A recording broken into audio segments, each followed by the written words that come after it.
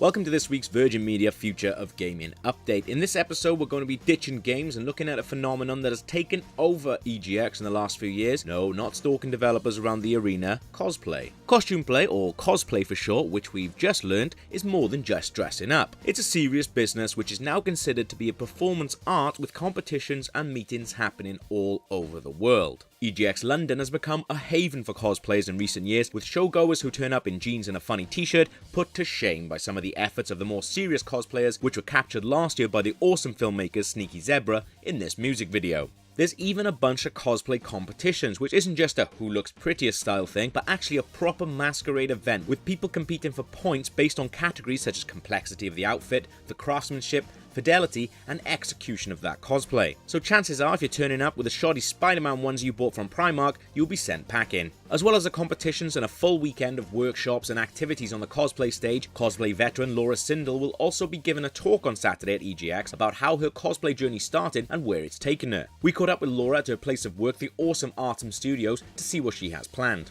You know what, I've done quite a lot of panels and stuff in the past, so I quite often look at a lot of my old slideshows and PowerPoints to get ideas from. So I'm going to try and do a panel. It's a 30-minute one, and I want to talk a bit about the journey through cosplay that I've taken. So right from the beginning, when I first turned up at like a Final Fantasy XII launch in like a terrible outfit that I made when I was about 16, 17 or something, right through to now and me working as a special effects artist in the industry and, you know, traveling all over the world in costume. For Laura, cosplay is more than just a pastime. She actually makes costumes for a living and has worked on huge projects for the likes of Halo and Titanfall. With Master Chief, it's a pretty crazy time making 4 Master Chief suits for the Halo 4 launch. The first suit took like a month to make, but after we had all the molds and everything, it took like a week to do each one. But I was really heavily involved with every step of the way on it, from helping with molding and casting and seaming the fiberglass pieces, you know, sanding them, everything, to painting them, and then being on the majority of the events, actually dressing the actor in it, because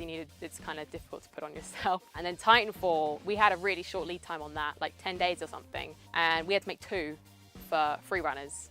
So that was quite a challenge, and I kind of partly led that, I think, really. Like the supervisor that had it, like he knew that I was like really into games and costumes and stuff, so we kind of just was like, you know what, like, I trust you.